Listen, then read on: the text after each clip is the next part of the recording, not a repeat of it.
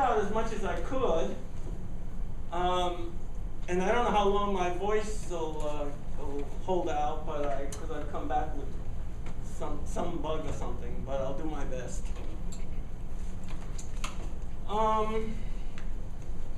Okay, so this to me is incredibly interesting because what does virtual mean? It's like and it's not like. So virtual banking is like you're in a bank, but you're not really in a bank. So virtual shopping, like on Fresh Direct, is like you're in a store, but you're not in a store. So there's something about virtual that's the same and different from other kinds of experiences. And what's happening today, especially with the youngest kids, is that it's getting fused and fuzzed. Fuzzed out is the term a lot of people use. So this to me is incredibly interesting because I don't know any of you, except Jiahong obviously, but I know your minds.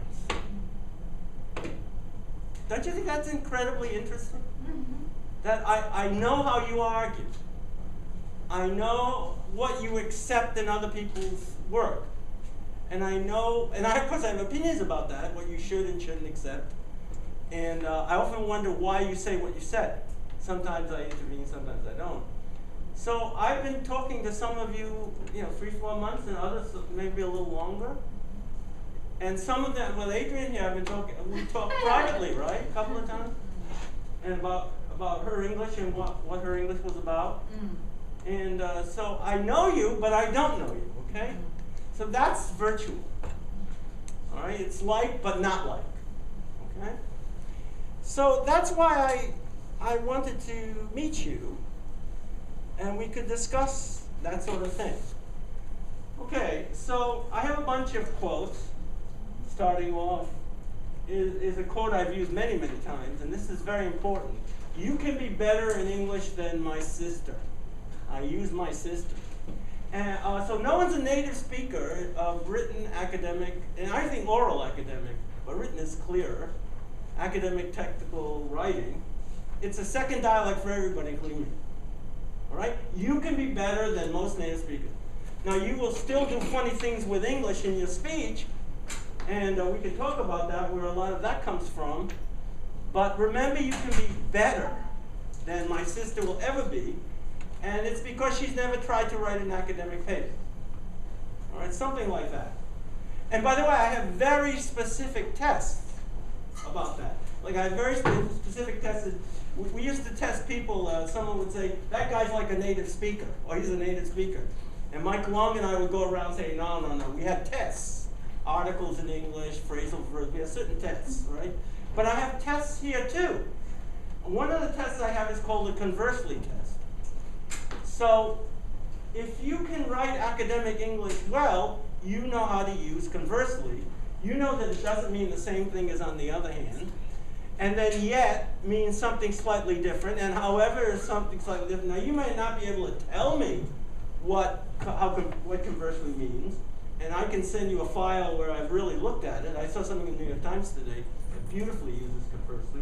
But there's special information about conversely. Now this is important because there have been studies in Britain with high school kids, and it turns out that just because you're a native speaker, you don't learn the set of contrastive connections. Many people, native speakers, mess up and but. In fact, there's a very famous book where I was asked to review a book, and I pointed out where this person kept doing that. And they had no idea. So you can be better than most native speakers, certainly not in ordinary conversation, but definitely in academic speech and writing. Okay? And I can give you dozens and dozens of structures, like clefs and pseudo-clefs, and what you have to be able to use to do academic work that my sister will never know. Of course, she can read it or understand it, but she'll never be able to use it because she hasn't had the training experience to use it. So no one is a native speaker of this. The second thing is a favorite quote of mine, and I've been thinking about semantics a lot. You never end up getting rid of semantics, no matter what you do. And the third one It's something you might not know about. It comes from computational linguistics. It comes from a computational linguist at King's College named Shalom Laffin. And this is an anti-universal grammar point that just hasn't been raised. And if this is true, it really calls into question all the UGSLA stuff from a whole other point of view in terms of speech recognition and machine translation. And I hope by the end of these 2 hours you'll know what I'm talking about. If not, you can read some of the literature and tell me what you understand. Because it's taken me a lot of time, especially trying to understand what Google does with the machine translation. Okay, pay attention to this quote. It has often been assumed, I would say always assumed, that the class of natural languages must be identified with Chomsky, one way or another. Why? There's no reason to accept it. There are other kinds of formal languages that can work in language acquisition device. And they put it in terms of computational supersets. And I think this is where Interlanguage fits in. And I hope by the end I think I really understand this point. And I hope by the end of these couple hours, you will understand. This is important. Because it calls into question all the UGSLA stuff, and I don't think they will have an answer for it. Not that I care whether they have an answer for it, because to me it's irrelevant. Some of what they do handle some subset of structures in English very well, like empty categories in Interlanguage. But to say that what they do handles core grammar well just won't work for me. Okay, so I was telling Joe that I have 2 titles. You have two packets there. One packet is a bunch of references, and I've annotated some of that for people if they want. The other packet is my handout, which I've been looking at. And if you notice that the title is different. One says ELT, one says ELT and SLA, right? Or it could be any practical language teaching, but I think a lot about teaching English for obvious reasons. So I didn't know which was the right title, because from my point of view, you can't do either without the other. That is, you can't do SLA really well unless there's some pragmatic, practical something. And because meaning is created in context and situations. It's got to do with life. And you can't do ELT with, and there's the quote, basic premise. This is the answer to your question. How did you know? In order for EL teachers to make intelligent pedagogical decisions, that is, decisions that are not thrown at them by the school system or the principal or the textbook or whatever, that is, I mean more targeted teaching towards learners where they are, teachers must understand and manage the vast amount of interlanguage data that pours out of the learner in front of them. That's an old thought that a lot of people have said things like that. But to do it in practice is terrible. I mean, if you're teaching 18 hours a week and you've got angry parents and you've got surly kids who are fooling around with their thumbs on those little devices, it's hard. And if you have huge individual differences in a class, what do you do? Okay, so I'm not saying it's easy, but I'm saying the goal should be there. And so there's another kind of generality where we all face vast amounts of data. How are we going to handle data? I love this phrase, data deluge. And this is a book that's just come out by Glick called That Information, which blows me away. And there's a very nice review article about that in the New York Times by Jeff Nunberg, a real good linguist. Read anything Jeff Nunberg writes. Get on his Facebook page. There's always stuff. Now there are pathologies, right?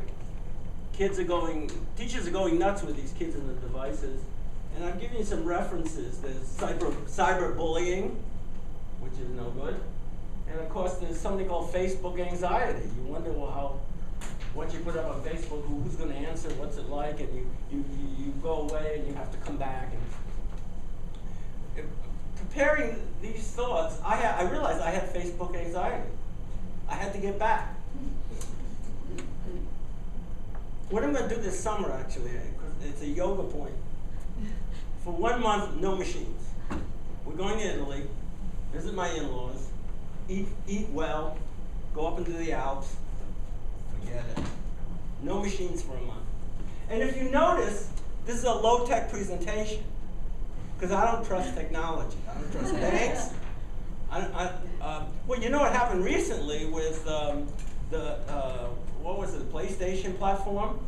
Something like 80 million people had their data stolen. I mean, how can you trust any of these people? And they won't tell you. I can tell you interesting stories about American Express, but that would get us off the point which I want to talk about. That is interlanguage semantics and that sort of stuff.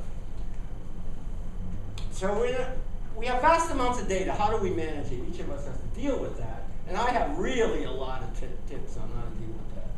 Oh, I should brag. I've been doing computers since I was in the U.S. Air Force in 1963 or 4. I really have been around computers my whole adult life, in and out of their. I did email at Stanford Research Institute in 1978, inside the building. So I've been around this stuff forever, but you know, I don't have a mobile phone. I don't want to be on call. I have to manage the data. I have to manage the data that's coming in. And there, suppose you add interlanguage data. And I will try to show you some types of interlanguage data you might not have noticed before. So vast amounts of interlanguage data in a data deluge, I love that phrase, data deluge visit digital world. I was trying to teach some non-native speakers to pronounce it last week. Deluge. I was having a lot of fun, it became a tongue twister. All right, so we should think of data as one type of information, and then you can link up all kinds of things under the concept of information. And I recommend that you read Gluck's book. I think he's really nailed some things, and I think Nunberg has some very nice criticisms that it's not contextual enough. So I have a number of ways of organizing the basic premise above around some questions. What are the major sets of unresolved issues in ELT and SLA? Are we reinventing the wheel all the time? I think there's a lot of literature that reinvents the wheel by not knowing the history. Jiawing and I have discussed this forever. How can we use new technologies to move these issues along to possible resolution of some?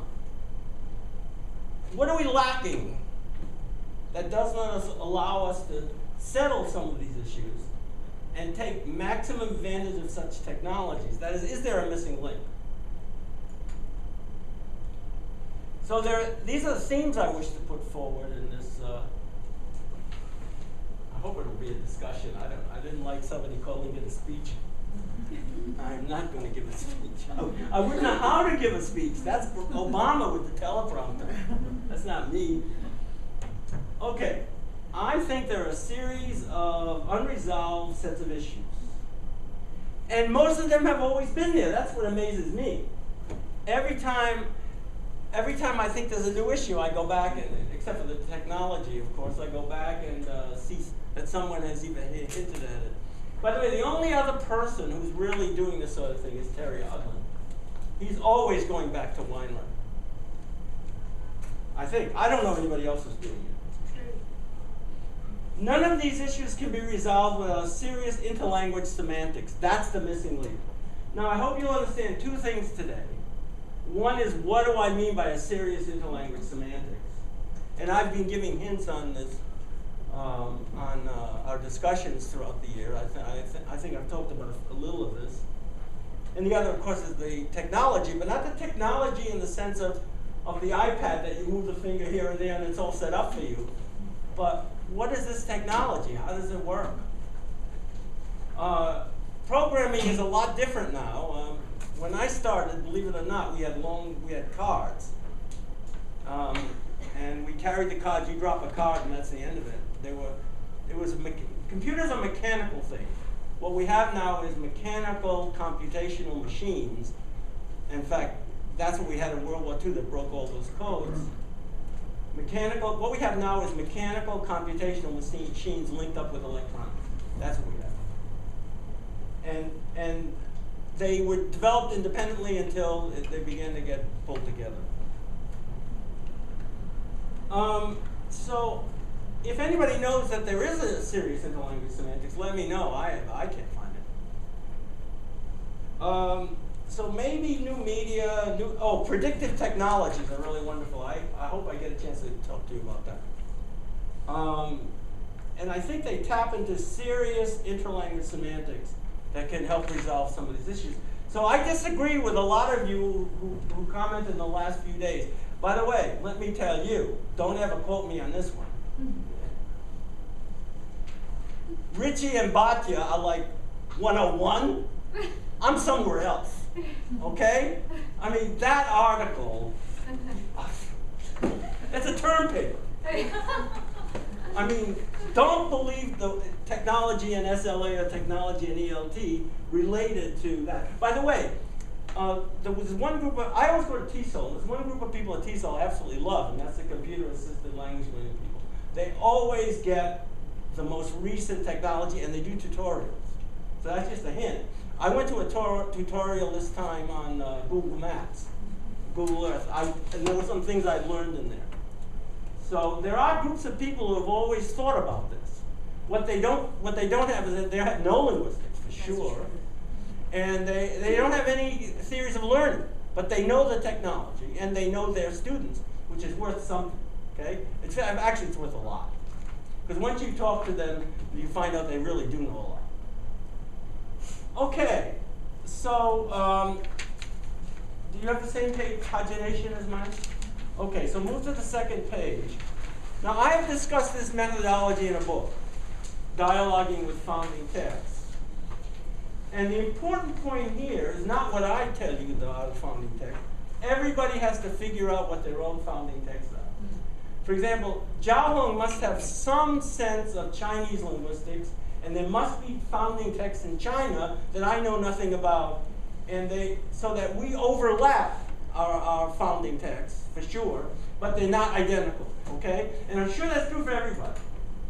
There are locally important founding texts. You have to find out, every time I've given this lecture, no, not this lecture, because this is really new.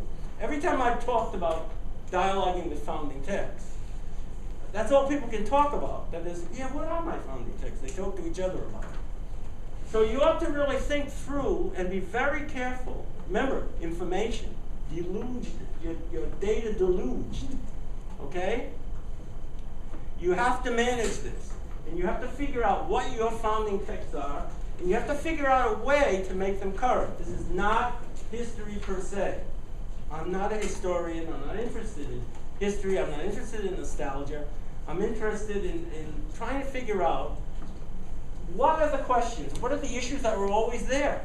What did the first people, the first giants, actually think of? Okay? All right, now I have a review of Interlanguage here. We probably don't have to spend much time on it, but it's my view. I think Interlanguage derives from attempt to understand two processes, transfer and fossilization, or getting stuck, whatever you want to call it. It turns out that one of them, transfer, is known in an ancient sense. The Bible Shibboleth story, but I read today in a book by Scott Jarvis and somebody, 2010, they find a reference in Homer's Odyssey, where they talk about mixed languages in Crete. And I got to get the exact reference because that's mind-boggling. That not only is it known in the Semitic translation, but it's known in the Indo-European Greek translation, tradition.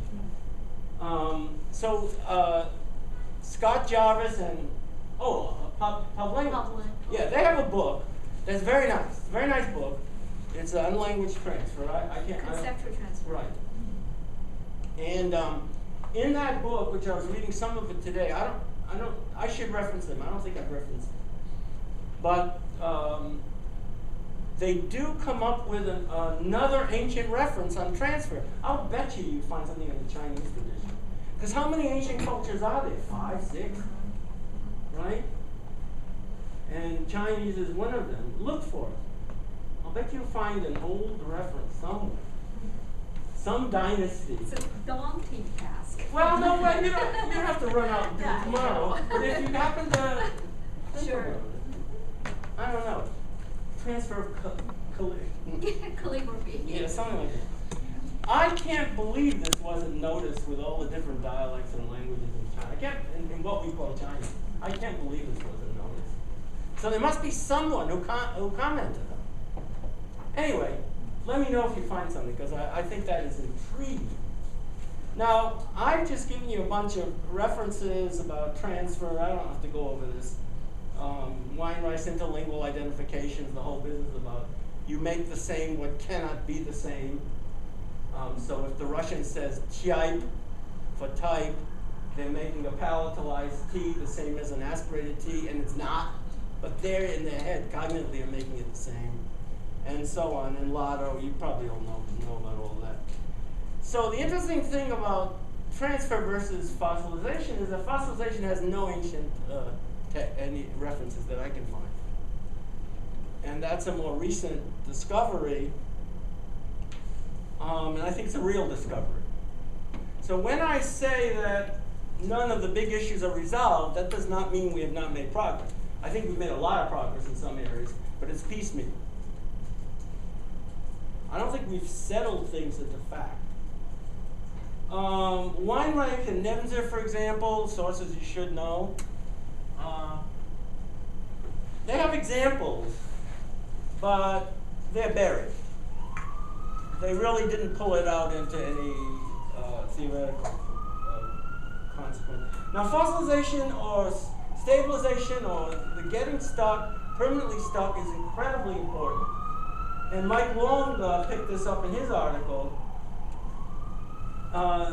There would be no second language acquisition if it wasn't for that feature. Because language acquisition would be language acquisition, and why would we need a separate architecture? So we have the, instead of language acquisition being language acquisition, we have the fundamental difference hypothesis, which I think is still basically correct. Now, whether that leads to the postulation of another latent cognition structure for second languages, there's no evidence either way on that one, but I believe it's true. And you ought to go back and look at what Lennerberg says about latent structures. But the important point for me isn't any of that.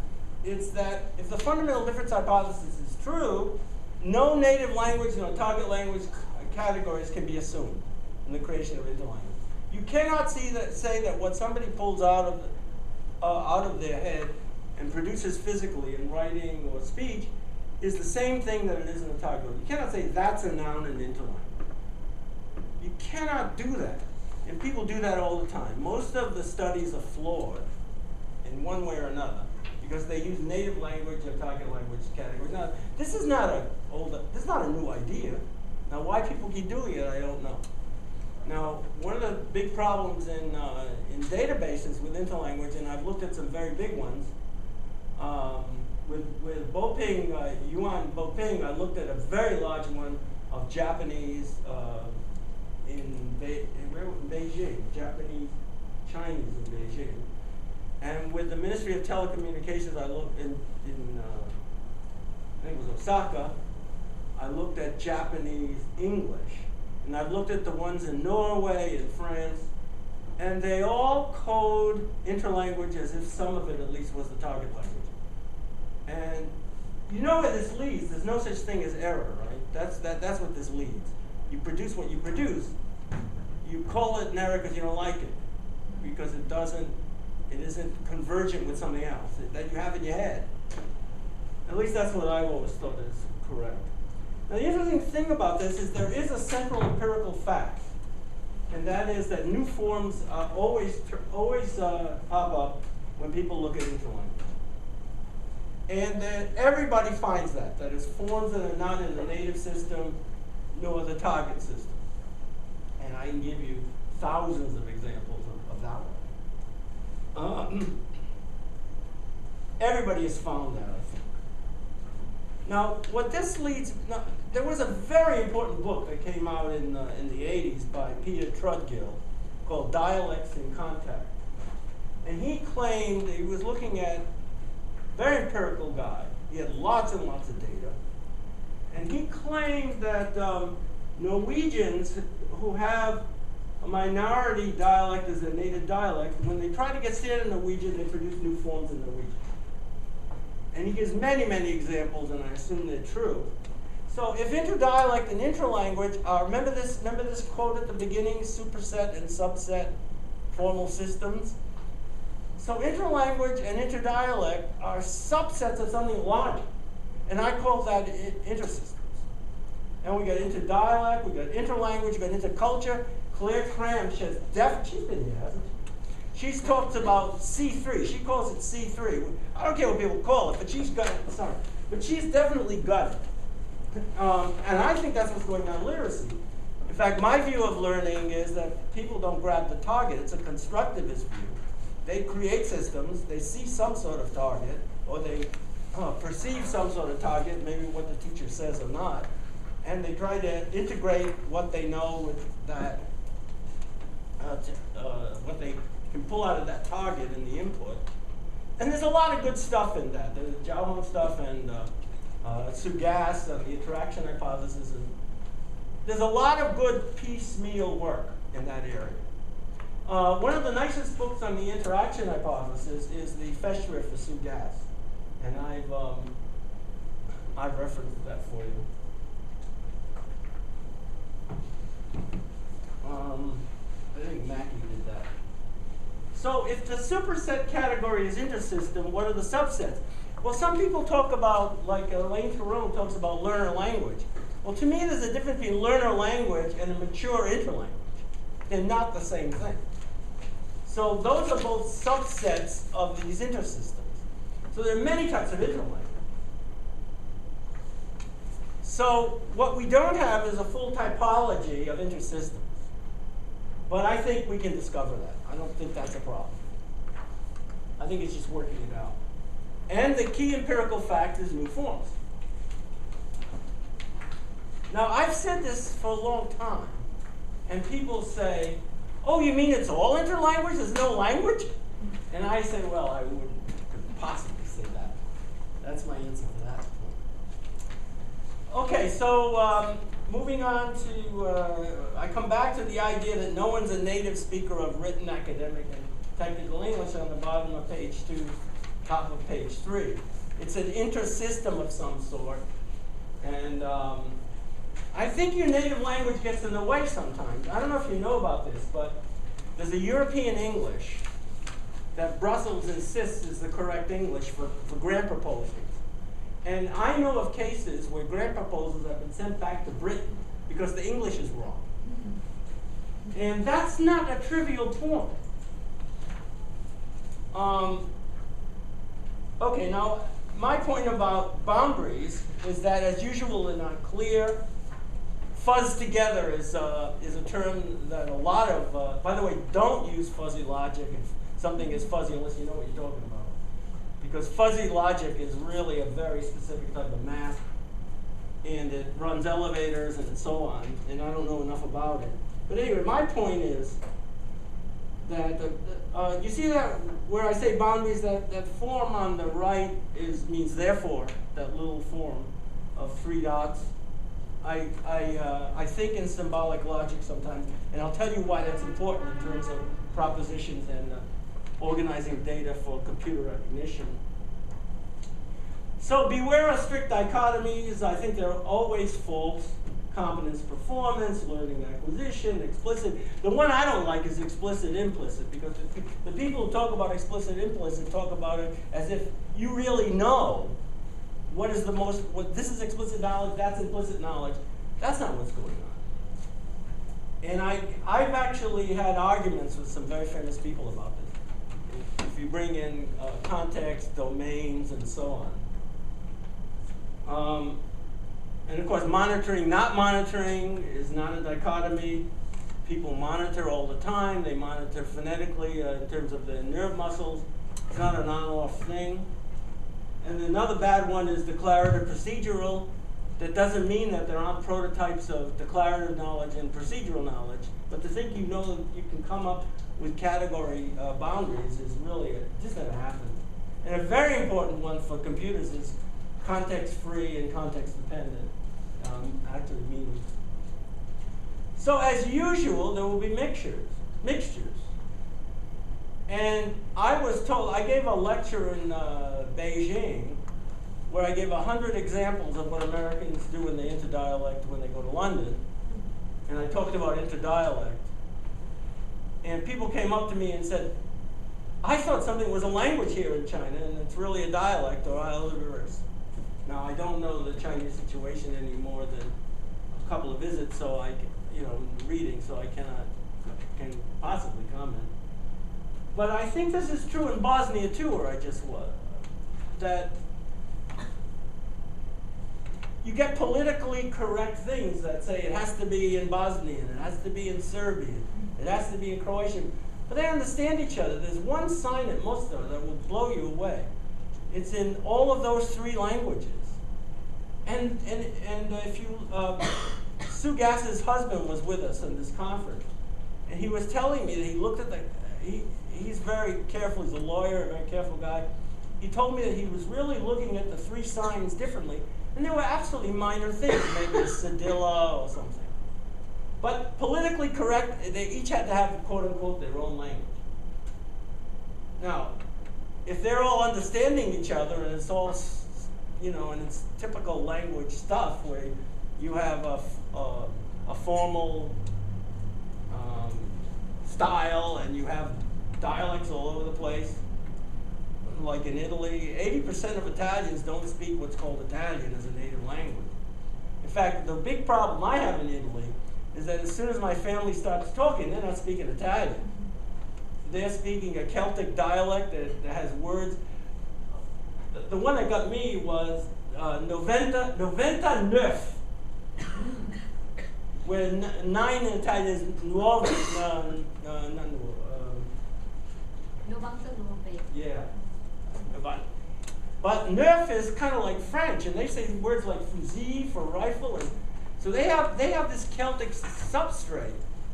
And as soon as they start talking about anything important, learning Italian was a waste for me. I have to think, well, that's like French. Maybe they are talking about a hunting rifle or something. That's a true experience. Okay, so there are two ways out of this problem of categories and boundaries, and lots. There's a very large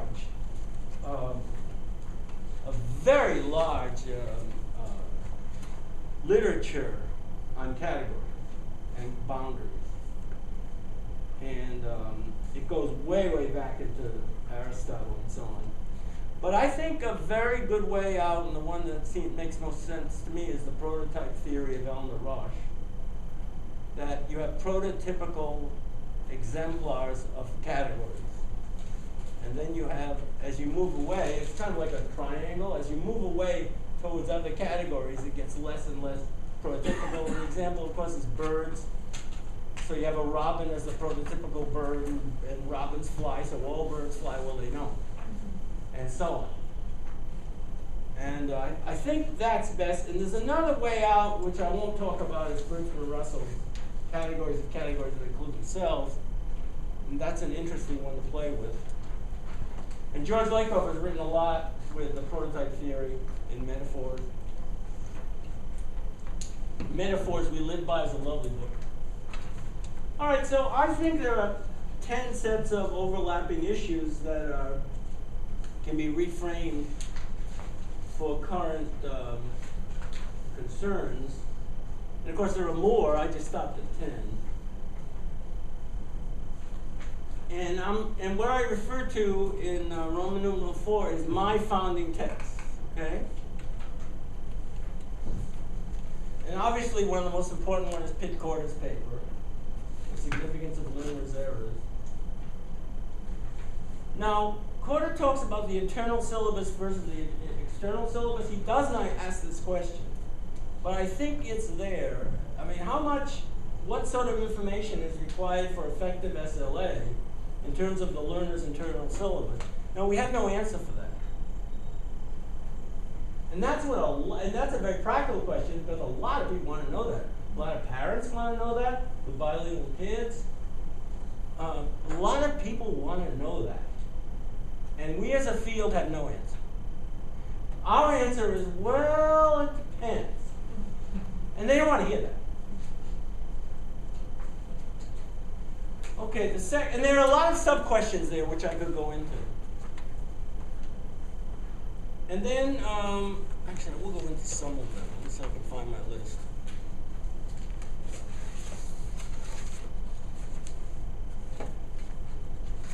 Yeah. Okay.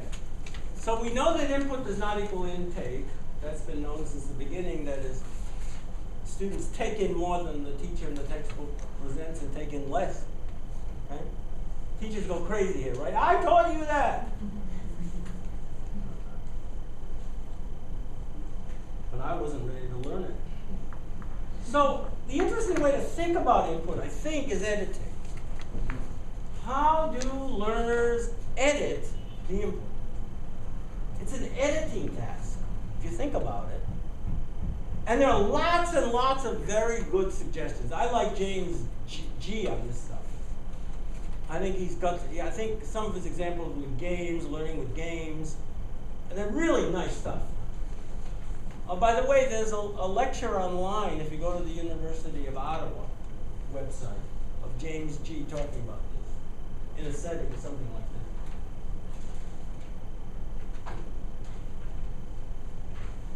Very nice work on comprehensible output. All of this interaction hypothesis stuff, there's lots of good stuff there. Oh, the Sugas Festschrift is Mackey and Polio, I guess.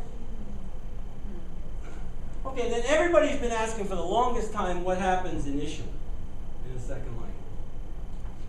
Corder says that Weinreich, we've already talked about, you make the same what cannot be the same. Corder says you look for things that you know in the input. And of course, there's all the UG stuff. They argue like mad about full transfer. I mean, I don't know how anybody could believe full transfer. Full transfer, part transfer, and all that stuff. And I find that literature personally very boring. I don't think they've moved us along at all. I think, I want to be clear about this. I think UG and SLA has moved us along in some areas. Lane Klein stuff on empty categories, I think, is brilliant work. And I think there are other things like that. But in terms of what happens initially, I don't think it's of any value. And I think it's worse than I thought before. I ran across Lappin and the computational linguists who say, look, there's another way of doing grammars, and that has to do with speech recognition and machine translation, and it has to do with probabilistic logic, and you can make them unbelievably formal. And Chomsky stuff is only one type of formal grammars. And if you're just saying universals in Chomsky, you fuse two separate categories. Okay? And I'm sure that's correct. And if you ever read the Clark and Lappin paper, well, you can't read it because you need tutorial in it. I can't read it. There's too much math. But you can read enough of it to get what they're talking about. And then you can ask somebody for a particular thing. Okay, so language transfer, when we have a tested influence, how does it work? Well, nobody knows. Sometimes it works, sometimes it doesn't. There are no theories of language transfer that always work. Always predict the right thing. And when you move to 3 languages and 4 languages, then it gets real messy. Because people transfer between interlanguage 1 and interlanguage 2, and no one has any idea why in those cases the native language is blocked and why in some other cases the native language allows the transfer to go through. There is not one bit of theoretical stuff worth anything. I think if you go back to the bilingualism literature, you'll find something like a phonetic similarity. If two things are similar, you might get some mix-up. But you can get transfer from absolutely unrelated languages. Say Turkish is second or third language and German is second or third language. There's no doubt that you can get transfer between them. You can get, there are two, actually, I didn't talk about this very much here, but I think I understand some of it. There's an existence issue and there's a persistence issue. They're not the same thing. So it might be a performance thing that you suddenly, even though I don't like the dichotomy competence performance, I do think there's performance and I do think there's competence. So, okay. Anyway, I think the third language, they call it Italy, the third language, people are onto something. But they don't know linguistics, so in fact, Senos was here very recently, and I heard her talk. And all they can do is vocabulary. And okay, lexical semantics is nice, it's important, you don't want to admit it, but it's such a small part of the whole thing. I couldn't resist. I asked her that question, and just nothing. You know, what are the constraints? Interlanguage transfer is the way I look at it. Okay, so some people say variation is more in interlanguage than native language, and maybe true. I don't know. Corona said that. And there's lots of references there. Variation, beautiful work, a lot of work on variation by variationists, not just second language people, but Dennis Preston.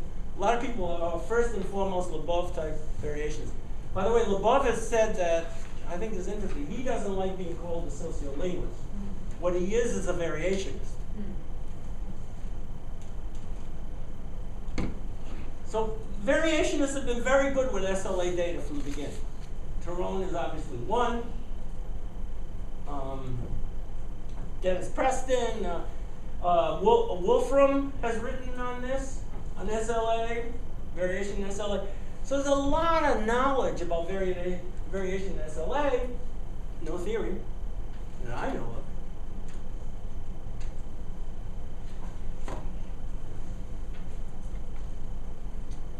In fact, I've asked people about theory. They refer me to Dick Allwright's Practical Things for Teachers. No, that's our theory.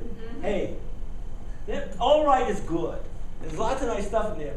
Theory, it's not. Or I might say in my own dialect, theory, it ain't. And of course, Jiawang and I have been stuck with getting stuck forever. And I think I had a very nice pun about in the end of her book with Terry. Does the mind mind? I kind of like that. And the mind does mind. And another thing, somebody said, how do I keep these damn two languages apart, or three languages apart? It's a hard one. Okay. So multilingualism, there's lots of nice data in there. Ophelia Garcia, who's here, she was here at this university. Now she's at CUNY. She talks about translanguaging. She's onto something. I like that. And that has to do with immigrants here in the States primarily. But I want to know, where are the constraints on interlanguage transfer? Where is there a theory that tells me what will happen? Where's the science in all of this? Kalkaver 204 is a review of that incredibly great grammar book, the Cambridge Grammar Book, 1,800 pages. And he says in that review, how can anyone have all this knowledge in their head? How does it happen?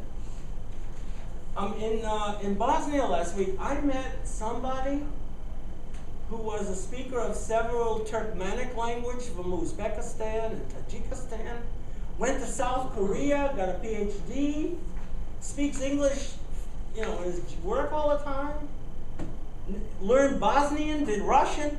I mean, how do people keep all that? My wife does something unbelievable. Every day she's in 3 languages. Because I tell her she's more polite in French. That's supposed to be a joke. But how do people do that? How do they keep, I mean, If you look at the Cambridge Grammar, Huddleston and Pullum, you got 1,800 pages. Every verb is different. When you come down to it, the selectional restrictions on every verb is slightly different. John Lawler has said that. How do people keep that in their heads? Unbelievable. I mean, when you think of the storage problem, the computing problem. Anyway, to me, Huddleston and Pullum are the only decent grammar around. If you use the other ones, including their college one, you're making a big mistake. Obviously, a reference grammar is not what you give students. Not what you give people you teach. But if you want to know how must works in English, you go to their lexical index and you find references to about 40 uses of must. And if you look at anything else, you're not looking at the best. Jim Macaulay has a book, but that's very technical, and I wouldn't refer to him for that. But it's a nice book. Now, what's a good theory of learning for SLA? Well, there's no end of people who just apply the theories that are out there in other fields. And I don't have any sympathy with that. I do think that the idea of creating intersystems is a good one to push. That is, you edit all your input and you create some sort of a structure. And of course, when you create an interlanguage structure, it's not that everything is structured, it's another category, right? There are prototypical things that are structured in your interlanguage, and there are things that are less structured that you kind of don't know. Selectional restrictions. Selectional restrictions, collocations, are about the hardest thing to get right in the next language. There's thousands and thousands of them. And little kids get them, not the problem. And then we come to the pedagogically relevant way that SLA could be used. Jiaoweng and I have written things on empirical pedagogy, and I think that's a reasonable way to do things. You measure the interlanguage at time 1 and time 2 with your favorite pedagogical tricks. And then, of course, you have transfer of training, where teachers can cause errors. The Schumann and Stenson book in '76 showed that right away. Notice that absolutely every one of these issues that we talk about, except obviously technology, is there from the beginning. Every single one. And it's important that if you want to be educated in this field, like Terry Odlin is, you have to really go back to the sources. Terry messaged me the other day saying, every time I dip into Weinreich, I see something new. By the way, Weinreich is from me at Columbia University. His dissertation must be in the library. I read it at one point. Okay, so why, Roman 5, why do I say these issues are unresolved? Well, because there's no periodic table, if you think of chemistry. There are no facts. There's nothing we all agree on, except, I think the one thing we all agree on is that we will find new forms, and that another thing we all agree on is that most people, anyway, won't become native speakers of the next language. I think there are some things we agree on. I think those are facts. But if you look at all the unresolved issues and the sub-issues, which I could bring up, then very little is resolved. Very, very little. And to say that we're a mature field is kind of a joke. We have a tough subject matter, and we should look at the way people do things in other fields, and we should get ahead of everybody else in technology, is the way I think about it. Well, I give you an example with interlanguage variation, and I'm heading towards now the notion of semantics, interlanguage semantics, which we don't have. So in the early French immersion, we found the same kids saying things like j'ai, je ai, j'ai a, for I have in French. Well, Merrill and Elaine and Guy Dumas and myself, we all assumed it was a variation. Hey, but how do we know that? Maybe the person was using one form, not the other form. They're trying to emphasize something. Maybe there's semantics of emphasis. And I have some examples of use of reflexive that by someone who knows the English rule, Ross constraints, islands, that whole generative grammar rule. By the way, that's one very good place for generative grammar. Hatch, Ross, and island constraints. I know somebody uses reflexive, what I consider away from the standard, but they do it for emphasis because they can use the other one. They really want to emphasize myself. And that's an interlanguage particular way. So one of the examples I have is the Spanish speaker in London says, how much costs banana? And the local person who won't understand anybody on purpose says, horn. How much does cost banana? Okay, so the person's using two rules of English, do support, do emphasis, creating an interlanguage sentence, a new form that doesn't exist anywhere else, and doing it for the semantic or intentional necessity of emphasis. Emphasis is really important, rarely underrated in the literature. I think when people do things for emphasis, especially when they come from syllable time languages to English stress time languages, or German. So I really want to caution you in whatever work you do not to assume target language categories for interlanguage. It's very hard to do that because what other categories are there? Well, target language categories or grammar, or traditional grammar has been around 2,500 years, so it's hard to get away from words like noun and verb and adverb. But that might not be what's going on. Maybe there's a slot filler thing going on, like in Lily Fillmore's dissertation. Now, what you've got to find out, if you want to know about the deep interlanguage semantics, is what's synonymous in the target language. What's a contextual paraphrase? So I have a lovely example on the top of page 4 that I printed somewhere. I worked with my favorite English is Bulgarian English. Are any Bulgarians here? Well, there were at the other conference I was at. And there are wonderful linguists in Bulgaria.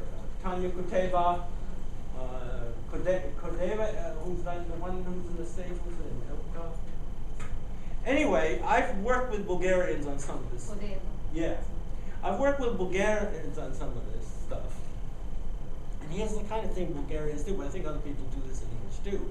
If you come from a particle full language, like if you come from a particle empty language, like most of the languages, to a particle full language, where there's a real distinction between pick up and pick out, those kind of things.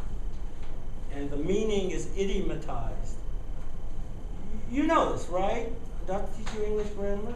He looked over the fence as a physical thing. He looked over the lesson as not a physical thing. Okay?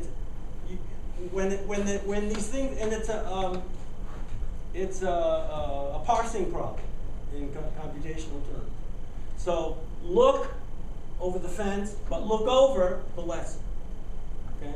So that the verb plus particle is idiomatized. Now there are people I call particle deleters. In fact, there's some in this room, and I could show you your emails. Okay, so they would say things they picked the children from the kindergarten, which is a very funny sentence. But here's what Bulgarians do. Of course, we all, when it's idiomatized, we have a Latin, because that's the way English works. We have a Latin paraphrase most of the time, right? So pick up the children, the British say collect the children. Pick out their shirt is like select the shirt. You know, we have if you use the paraphrases, the Romance paraphrases, and you don't use the particles, you sound real strange to us. Real strange. But you get your semantics across, and maybe you don't care. I know a lot of speakers like that. They just can't deal with particles. I don't want to know. And they're right. Particles are very, by the way, don't ever use F-U-C-K and screw with particles. You're going to get it wrong. There are hundreds and hundreds of subtleties, and I've heard non-native speakers really mess that one up. Okay, look at the one at the top of page 4. This is a brilliant one. This is Bulgarian English. That's a mistake, a typo. It's not host, it's the guest. They put up the guest. Now, if the person's a particle deleter, it works in a very rule-governed way. The rightmost one comes first when there are 2 or 3. So they put up the guests can mean, in the interlanguage, they hosted the guest, or it can mean tolerate. They put up with the guest, and that's what the person meant.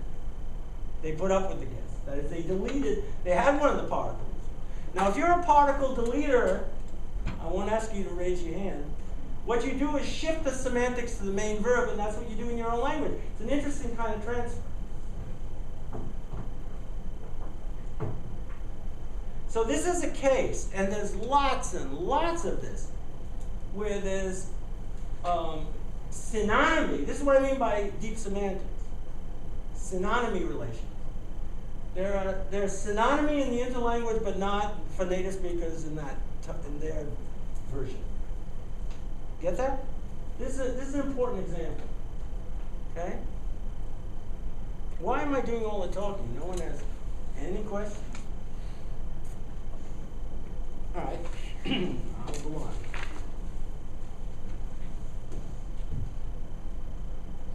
I think of empty categories as absence as presence in the art history sense. So if you go to art history classes, they talk about white space a lot, what's not there. So for me to understand somebody saying to me, they put up the guess, meaning they put up with the guess, tolerate, I have to put that other particle in my head. That is, it's absent in the signal. And by the way, this was terrible. I do terrible things. This was a terrible thing I did in where was it? Sarajevo last week. My host was a terrible party. So he said, he was talking about Charles de Gaulle Airport, and he said, they took the airport. They took the airport. And he went on and on. I'm thinking, when will I understand this? And then at one point he said, when they secured the airport, took over the airport. The police took, oh, that's what he meant. So I let him go on and on and on, not being understood. I didn't ask him anything. I just kind of looked quizzically. So he got back at me. In fact, it's on my Facebook page. He got back at me. If you look at my Facebook page, you'll see my host throwing in the word pick up. It was very, very intriguing. He said, he was talking about, this was like an hour after my talk, he said to the whole group, and there were about 400 people at the conference, he said, those who are going to the airport, we will pick you up! And he just screamed it at me. The whole audience went wild. Just absolutely wild. And then he didn't know the obvious answer, the obvious other one. And then when you get to the airport, and all the native speakers said Sugas and Suzanne Romaine with the other people, and my son, and I don't know, Josh said, drop them off! And you know there's no particle equivalent to take off an airplane. It's land. Think about it. You have to be very careful with particles in English. They're idiomatized. If they're not idiomatized, they're physical. Like look over the fence. And the problem is, in rapid speech, they come out the same, and you don't know as a speaker, as a listener, which one you're talking about until you get to the object. I think it's kind of interesting. So you're computing incredibly fast backwards. You follow that? It's a computational problem. All right, so towards an interlanguage semantics, how do you capture the making of meaning in interlanguage terms? So what we have to date is a lexical semantics. All that vocabulary acquisition stuff, I mean, lots of people think they're doing the beginning and end of semantics. I think they're only doing the beginning. You need lexical semantics, what people do with lexicon, but don't think it's the whole semantics. In fact, if you believe me, it's a trivial part of semantics.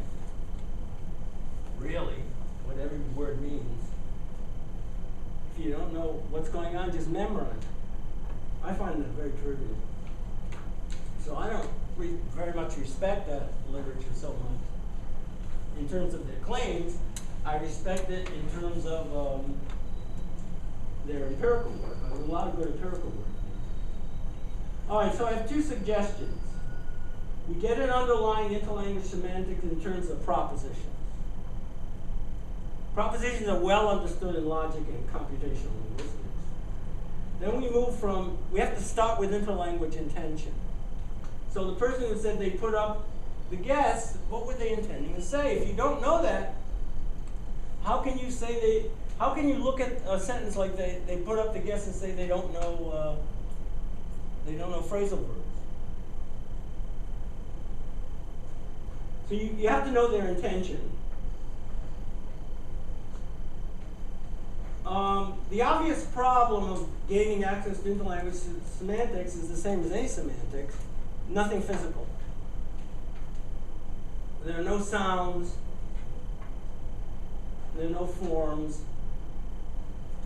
they're not physically there. That's a real problem. So therefore you need mental data. Well, there's lots of tough introspective kinds of procedures. So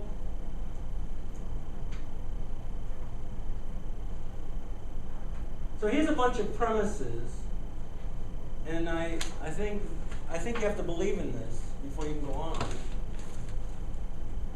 Meaning is a central element of most, if not all, linguistic activity. I mean, people fool around with their mouths and make all kinds of sounds, but in terms of linguistic activity, meaning is involved. The making of meaning, in Halliday's terms, and there's some very nice stuff by Halliday in this area, always occurs in a situation or a context that involves intentions. A learner who wants to convert intentions into language uses the limited and idiosyncratic linguistic resources they have. And it's a matching task. So if there's an audience out there and you want to get a meaning across, you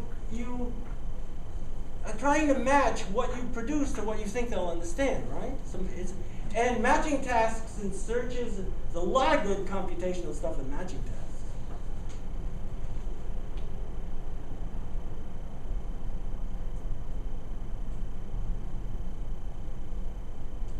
But make sure you don't use the categories of errors, and that you don't use target language categories. You've got to create new categories for the data you're looking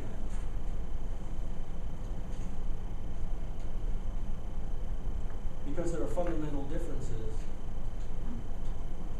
So you get out of the comparative fallacy by never assuming the correctness of target language, native language categories. That should be obvious, but people just keep doing it.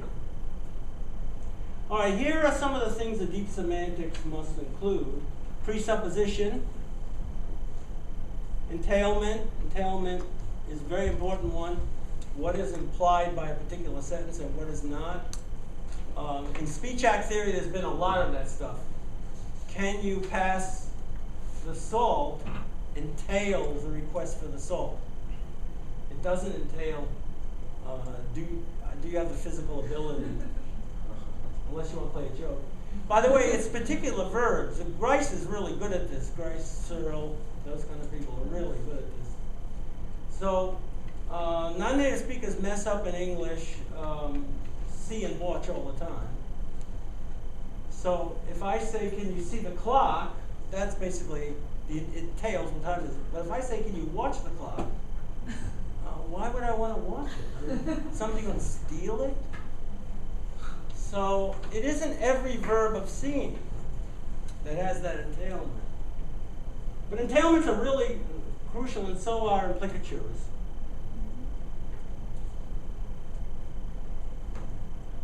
So you have to know what is polysemy, synonymy, contextual paraphrase, and what's idiomatic. What do people take as idioms? There are plenty of cases where you have native speaker idioms, but non-native speakers don't get it. What's ambiguous? And meaning is often created in what a lot of sociolinguists call on the go or on the fly. That is, you're making meaning in conversation. In writing, you're making meaning, but you go back on it and edit it. So I think I'm not against experiments, but I think experiments in this kind of field just don't tap what's really going on in ordinary conversation. I don't know how they could. So if you want to do experiments, fine, but make sure that you test out your conclusions in ordinary conversation. Because I think that's where a lot of this happens. So here's an example. I think I've told somebody this example before, but I love it. So an Italian speaker is discussing some friends and says, now they are broken. So 4 or 5 native speakers just did not understand. And they start to ask her what she means. And then somebody said, oh, you mean they are broke, meaning they have no money. So do you realize how deep that example is? Non-native speakers do this all the time. The idiomaticity of the entailment is on one form of the, is it a verb in the interlanguage? I don't even know what it is, because it might have been memorized or not memorized.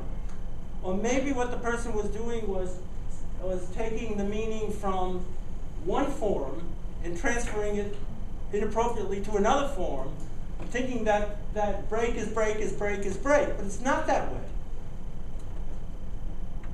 Now they are broken does not entail they have no money. So I did a careful analysis of this one because I think it's very profound. And there are lots of examples like this. And I used Huddleston and Pullum. I'm on page 5 now. I used Huddleston and Pullum because they look at the word break. And I gave you the exact page. So see if you can follow this. If you have the sentence Frank broke the vase or the vase, it entails both the vase broke, and the vase is broken. But it does not entail, in native English, he knocked over the vase. Because there's nothing in that sentence that tells you how he broke the vase. That's important. Non-native speakers really get messed up here. They bring over entailments from their native language or whatever it is. They miss entailments. Or they attach entailments to a particular wrong form, or not wrong is not the right way to say that. A particular inappropriate maybe form. So that's their analysis. Then I've gone on with that analysis. So you need a human subject. Frank is broke entails Frank has no money. But the grammatical form broken, now they are broken, does not entail in native English, Frank has no money, but it does entail that in the interlanguage. You see how subtle this can be? I run across this sort of thing all the time. I think I talk to more non-native speakers than native speakers. And I run across this sort of thing all the time. So the interlanguage speaker makes a semantic connection that native speakers do not. All right? That's a profound example. It's the best one I've been able to find, but there's lots of others. So this goes back to an early Quarter idea about, he called interlanguage idiosyncratic dialects. I think there's idiosyncratic entailment. I don't think there are full idiosyncratic dialects. I think there's idiosyncratic entailment. So the semantic moral is, look for unexpected interlanguage entailments that lead to misunderstanding, must be accounted for. Now, I gave my son a task. I said, open a file. He's a games designer. I don't know if you know him. Mike Selinker is a games designer in Seattle. I gave him a task, open a file on your mobile unit that says when I was not understood in Boston, or when I did not understand something. And write down, and give it to me later, what you did and didn't understand, and what you had to do to understand, or be understood. And he came up with some nice examples. They were mostly around particles and things like that. They don't do particles well in Bosnia. They do other things well. Good food. All right. By the way, these kind of things are incredibly hard to code for. I mean, if you look at someone like Biber, who's the best, boy, does he make mistakes in my view. Actually, I footnote one to do with verbs and lumping together verbs, footnote 8. Because I don't think he's a grammarian. I think he's a text linguist, and that's different. He gives you a lot of information about collocations, but I think his recent book that I've referenced there really misses a whole bunch of things. I was really surprised. So I have some other examples, and there are thousands. All right, one example that I've run across a lot trying to help non-native speakers write in my consulting work is that non-native speakers will tend to use words like claim as synonymous for other verbs in the same semantic. They'll create language families and semantic networks, or you want to call them. Whereas claim is a special one. If you use it in the first person, I claim that it's strong. If you use it in the third person, say Chomsky claims, that's my example, that you can separate semantics from syntax from semantics. There's an entailment that I'm going to say something about that. I don't like that. And if you every time you look at that, it's only a second. Well, in academic writing, it wouldn't be a second person; it'd be a third person. And I think it's that particular in native English. In native English that transfers to academic English, and I think native speakers know that, but not always. So what these guys have done is they've lumped it together with argue, imply, postulate, indicate, propose, contend, hypothesize under the vague heading of reporting verbs with a certainty of less than certainly level. I think if you learn that and try to apply it, they've created an error for you if you believe in error. Absolutely. It's transfer training, what we talked about forever. I mean, I could not believe the stuff in that book. You know what book? I actually gave you the reference. And they're good. I mean, why they went into writing a practical book, I don't know, other than making money maybe. But that's not what they're about. I was very disappointed in that book.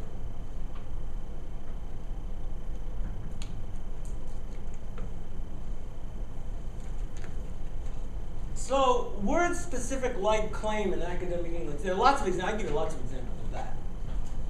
Of things that people might not necessarily know just because they're native speakers. That non-native speakers will know better. Now, the absence of presupposition is the presence of divergence.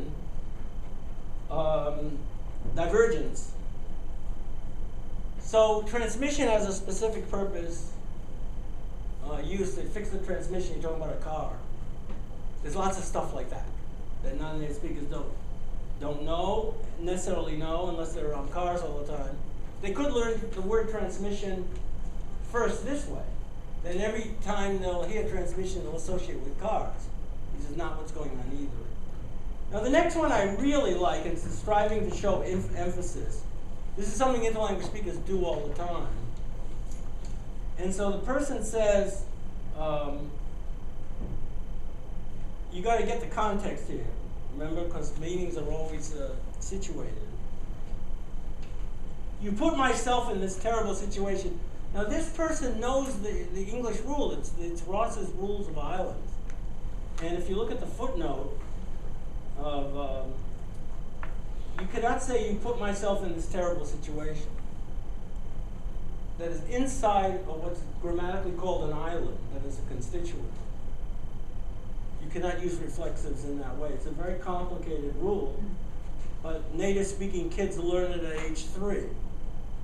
And what does that make adults who can't get it right? Now in this particular case, this is someone who does use that rule in the standard way, but when they do emphasis, they don't realize that they're creating a grammatical divergence. So you see that a lot. That's a deep semantic thing, because it's using emphasis, the semantic intention of emphasis, and creating a new form that native speakers don't use. Oh, I gave you the how much cost banana example. Now, collocational problems.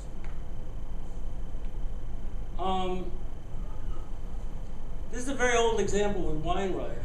I like this example. The Russian speaker says, I have long feet. And you have to match that if you want to understand it with I have long legs. Long feet is kind of funny. And that has to do with transferring semantics of Russian. Collocations, Macaulay claims, and I think he's right, that collocations always, he says always, but certainly mostly, have a semantic element to them.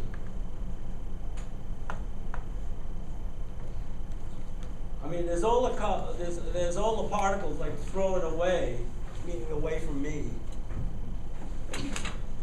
And of course, we have a Latin way of saying that, which is discard.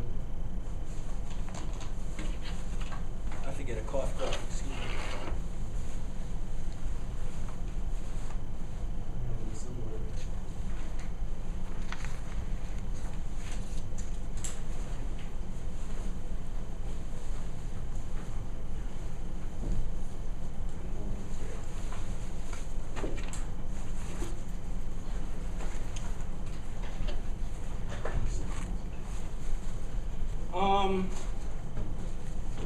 Look at the next part about what an interlanguage semantics must include.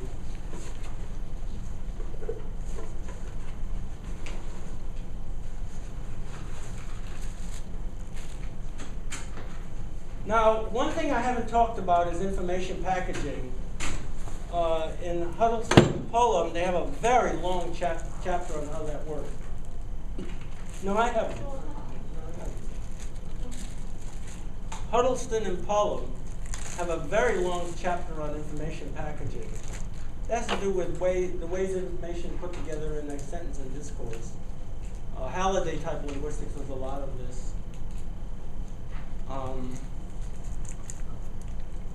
I'm at the bottom of page 5. So don't assume that information packaging works the same in native English and interlanguage English. In fact, there has been some work on that. Schachter and Rutherford, a long time ago, they called it transfer of the way theme is produced in Asian languages and the way it comes out in surface English. And we get a lot of odd sentences from Chinese and Japanese and so on into English. That's information packaging.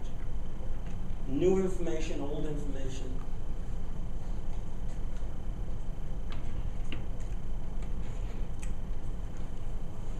And that's often very idiosyncratic. So that's a very important part of semantics. And of course, conversational implicature, what's implied by what. Something I didn't talk about, the ability to perform referential tasks adequately. I gave you some examples of semantic networks where there's divergence. And then paraphrase relations are very important.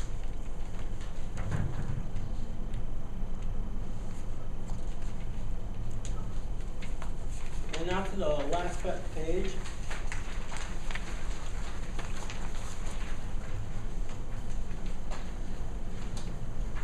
You've got to get intentions somehow, or you miss what's going on in the interlanguage. And how do you do that? It's very important, very difficult. You can use all kinds of phonetic clues, but you can ask in the native language. Hey, or have somebody else ask.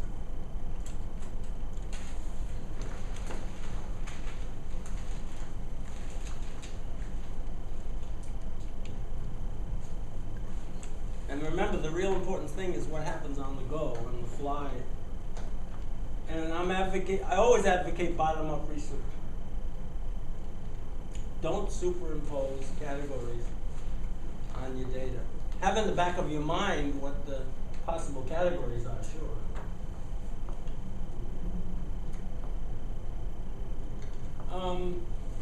There's a lot of nice computational work in what's called ontology matching in very large databases. Before I get to machine learning, does nobody has any questions at all? I guess everybody's just trying to hear as much from you All right. as possible. Yeah. All right. By the way, this will be different tomorrow. I'm always reading and okay. Claims. Notice I use the word claim. About machine learning and predictive technology in general.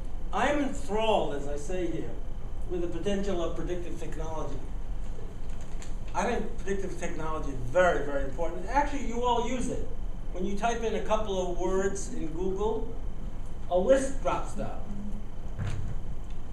And if you're using one computer all the time, it remembers, Facebook remembers. So if I want to read about the Civil War in the New York Times series, I just type in a C. And that's machine learning. The machine has learned, it's been programmed to learn what I do. Now, there's a negative side to this with advertising. So it's not all positive, but I like predictive technologies. I think they're tremendously important for SLA research, teaching, all kinds of things, where the machine has some categories, especially if I'm right about the units of learning can be any length, and they can be built up in a probabilistic way. This is certainly a formal grammar as to the way speech recognition works.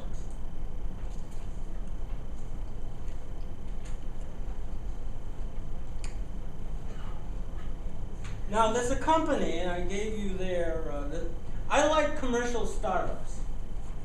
My son, as I said, is a games designer, and I've met many, many people through him. And they have nothing but BAs. They have no advanced degrees, or very rarely. They're so smart, and they're out there creating some small companies and earning money. And they're not afraid to try new things, and they're certainly up to date plus in technology. Well, here's one. In A on top of page 6. They advertise, we build a model of your language. The more you play, it's game. The more we know about your vocabulary knowledge. Then they make a stupid claim. It's a joke. Magical technology models your brain, but that doesn't negate what they've done. It just means that they're pretty silly in their claims. The technology is amazing, and it keeps being developed by such people, faster and faster and faster, and better and better and better. And if all you are is a consumer of this stuff, you get in very late as to what's possible. And the problem with what we end up having is that it is often commercial. Now, Google, I've been involved with Google a while now. With my company, Research Production Associates, which is the web page at the front of this handout. I bought advertising with them. Not because I want to advertise, but because I want to get it inside. And I've been invited to all kinds of seminars. Now they use Interlanguage Wiki. And I've given you the reference at the bottom there. And it's very hard to access what they're really doing in machine translation, but it's basically like this. Symbolic logic and a kind of English is basic. You set up the semantics in terms of propositions. You take a text, and you have, remember, millions of examples. Process very quickly. And what you do with that text is create a semantics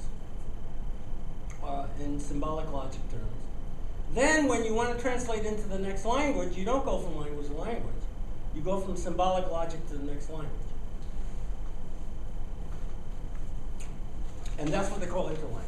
And you know, that might not be so far off what some people do, especially when they're in the mode I call talk foreign. So if they're in a mode called talk foreign, they can transfer from one interlanguage to another, depending on conditions we don't know very well. But I know phonetic similarity is part of it.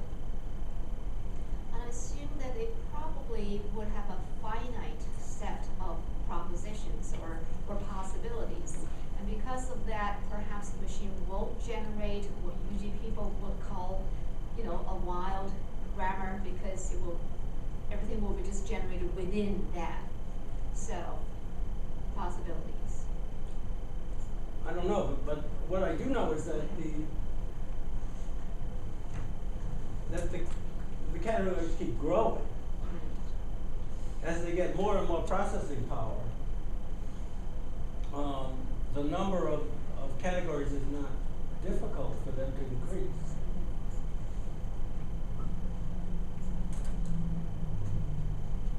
They must have a way to ensure that there's no wild structure. Well, there are wild things that happen. I'm watching the Giro d'Italia right now, like a big bicycle race, 3 weeks. And I'm reading Gazzetta dello Sport. And I'm reading it in Italian when I can, and when I can't read it, I click on the Google translation. And it helps me. There's no doubt it helps me. But it's not grammatical English. So one of the things they do is they don't always have a subject. They treat, that interlanguage is I'm getting tired. It's a subjectless language. What do we call it? Pro-drop. Pro-drop, okay. Nothing's dropped. I don't know where they got that name. It's a subjectless language. It's an empty category. But the Google Wiki propositional language is subjectless. In the particular cases where it's subject in the language it's being translated from. So Italian says something, and the translation would say is something, not it's something, or there's something. So it's a literal translation, word for word. It's not word for word. It's unit for unit. It depends what they catch as the unit. Now, where they get messed up, besides things like irony and all that, where they get messed up is names.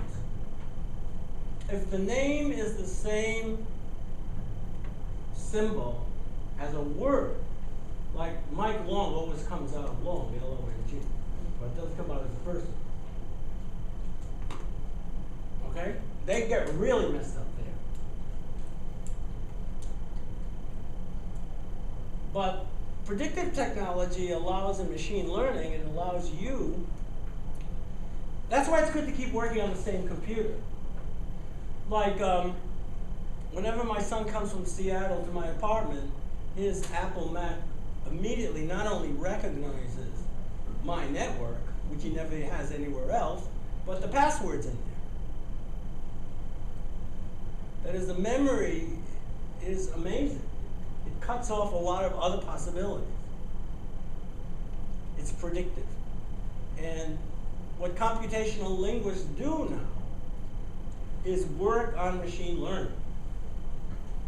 How does, and what the claim is, if you look at that first quote I gave you from Sholem Lapin, the claim is there are other formal grammars that are possible, starting with units and building them bottom up in a bootstrapping way for acquisition theories. And they're claiming first language acquisition works that way. Now that's mind-boggling. The Chomsky idea is just thrown totally out, if they're right. Now, where they are is where I am in a lot of senses. I can make things work for some structures, but not the whole ballgame.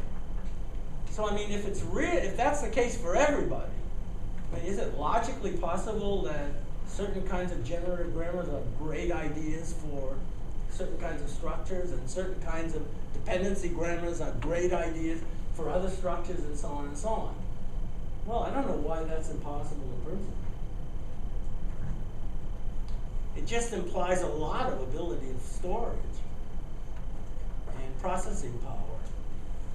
And we know there's no limit to supercomputers. We know that. That will keep getting bigger and bigger and bigger. I mean, just the difference between what occurred before and after broadband is unbelievable.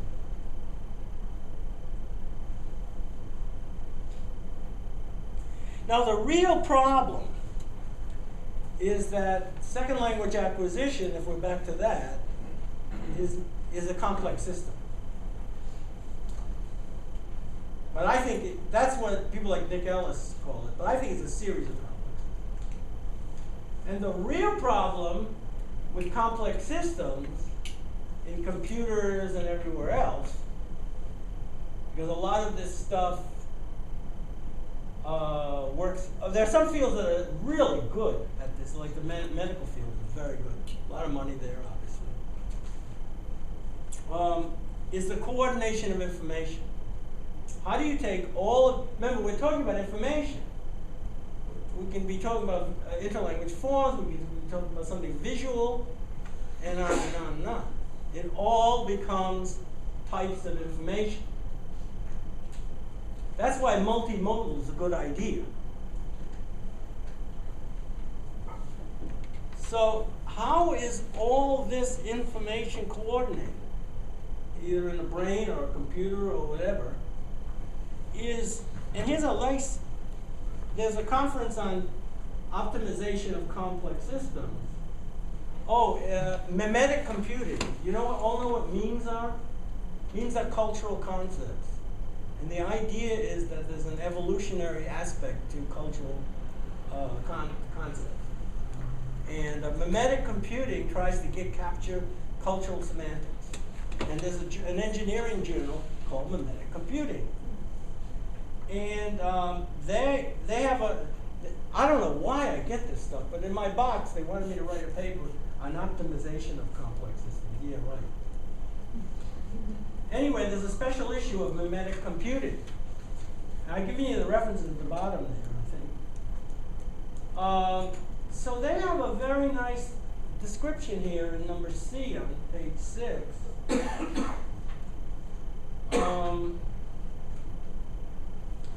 How a system interacts with the environment, or how simple components give rise to the global collective behavior of the system, or how parts of a system intersect with each other, is nowadays one of the most challenging and interesting research areas in every discipline because of its utmost relevance. And my comment is, with lines blurring for young people, especially young people, between physical and virtual reality, I mean, isn't that where we are? That is, we have pieces all over the place. Some of the pieces have deep knowledge. Some of the work is very good. I'm not saying it's wasted or anything. Some of the work is reinventing the wheel. I don't know why people don't know the history of their field.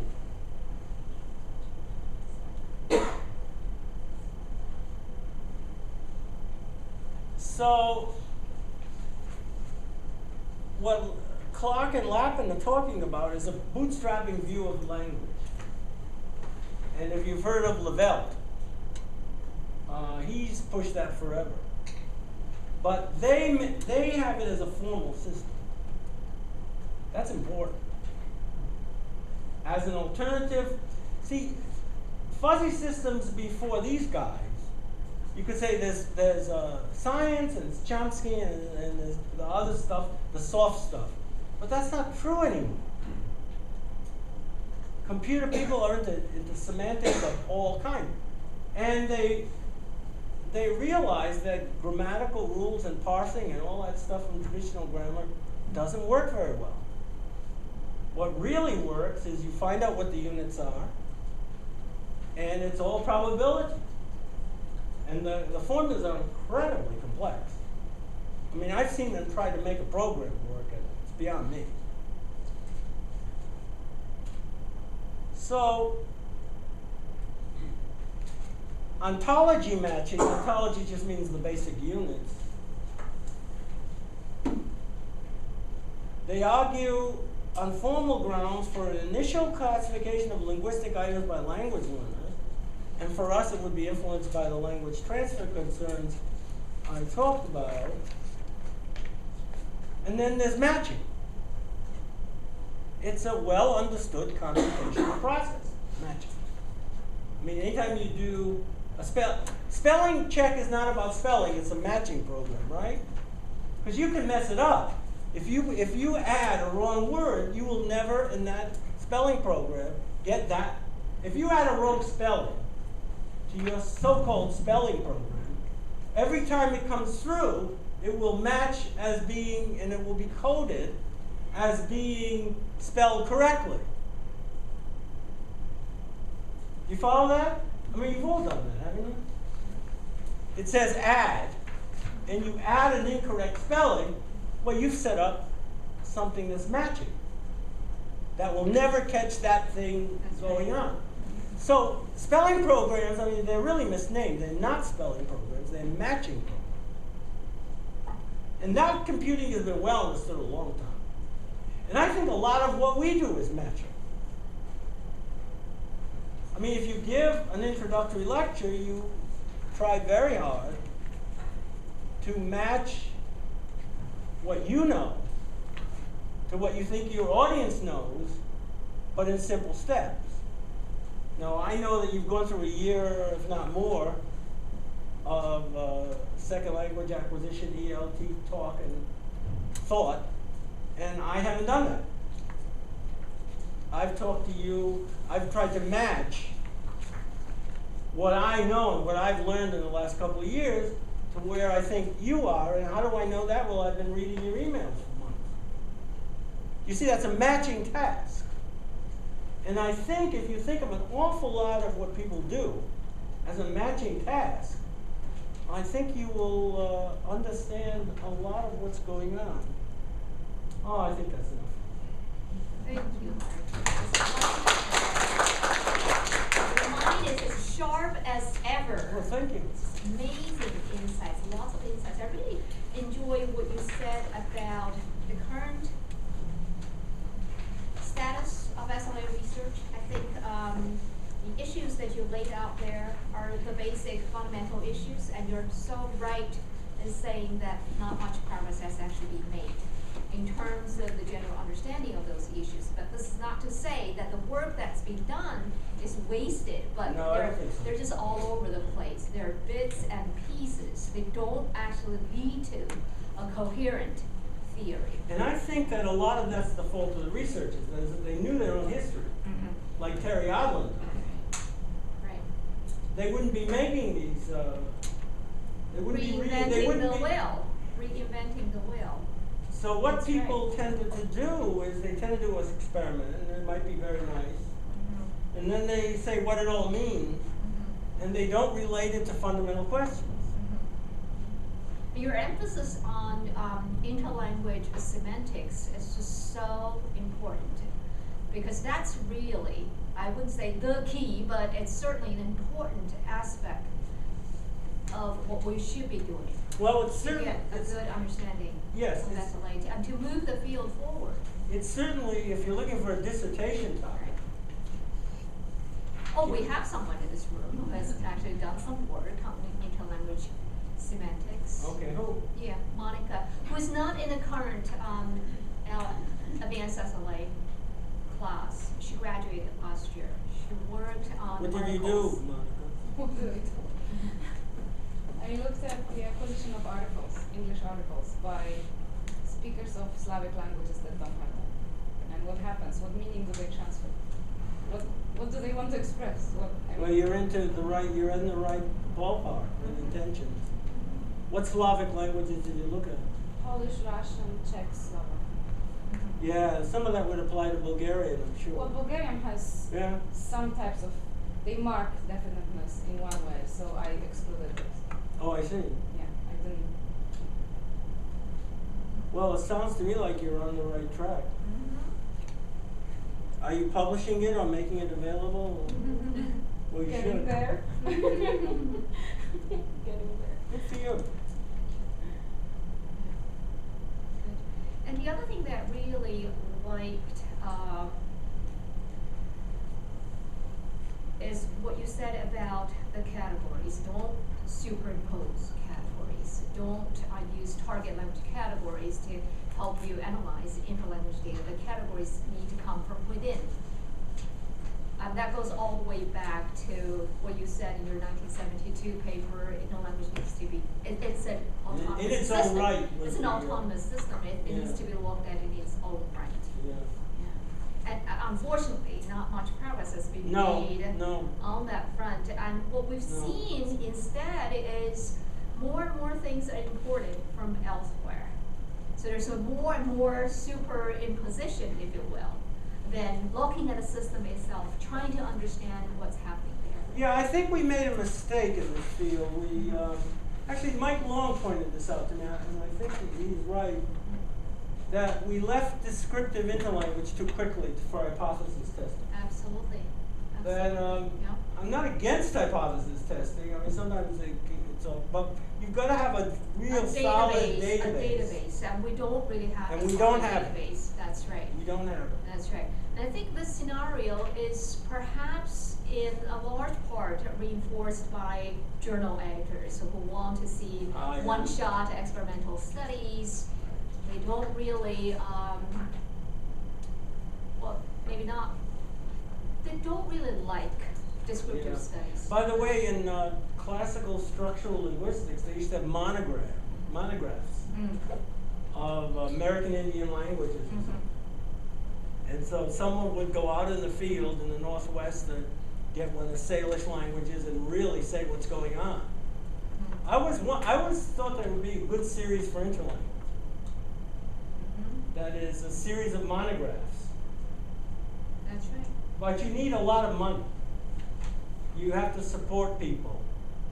And you need a lot of money, and it has to be coordinated. That's right. It has to be like the Oxford Dictionary, where your categories, in this case, you set up your categories first, because everything has to be comparable. You can't compare what's different. I mean, if one person writes a generative grammar, another person writes a tagmemic grammar, that's what you have in American Indian linguistics. But there are a series of monographs that I remember reading as a grad student that really give you a factual basis. And I always thought if we had that in interlanguage, and we had a well-organized 10-year project, that we would really know a lot. That's right. That's right. So who else? Any questions? Is this just too much? Any questions? Because you talk like heck on the web. It's not too much, actually. I was sitting here, I was actually, listening to you, I was reminded of my experience as your student. Oh. I remember that first day of SLA class. I think I came in with more SLA sort of knowledge, even though the knowledge was kind of superficial. I felt that I knew about SLA more than most of the other people in the class. So when you were talking, I was really drawn to what you were saying because I understood what you were talking about. You were like, jumping, across a wide sort of terrain. Yeah, and I do have a wide view. that's right. Whereas the others were like not sure what you were talking about. So I think to be able to understand you does require some understanding of the field to begin with, because otherwise the way you approach the subject matter might be construed as being a little incoherent or less systematic, but I'm not against yeah. that characteristic, because I'm into such new things all the time. That's right. I'm not That's against good. that characteristic. I mean, if you want a coherent story, get out of academic life. Right. I mean, the categories are fuzzed together. Yeah. I mean, if you really need coherence all the time, then you're not talking about developing knowledge. You're talking about some sort of, can we say that, fossilized knowledge that may be incorrect. It's established much. I don't see anything as established. I see everything as moving. Except fossilization. Well, that you can. There's no doubt, and you've shown it well. You can describe what people keep in their interlanguage over long periods, and it's local and it's selective. I think you're right about all that. Yes, please. Especially since you emphasize, at least on the last page, the computational side of linguistics. I've done a fair amount of reading of John Sinclair's work, and at least from an SLA perspective, I look at some of the suggestions he's made as,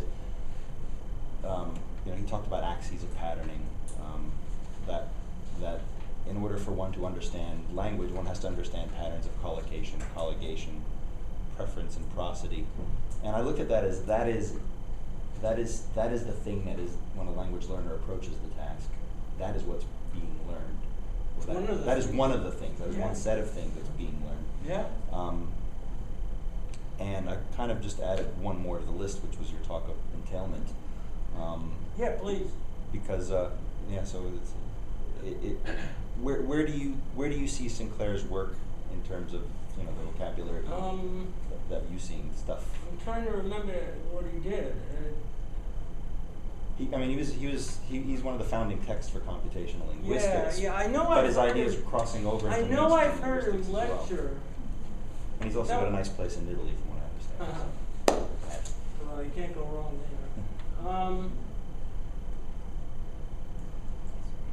He was very early in text linguistics, wasn't he? Yeah. And I can remember sitting with John Laxton or somebody, listening to a lecture and saying, he's lumping things together that shouldn't be lumped together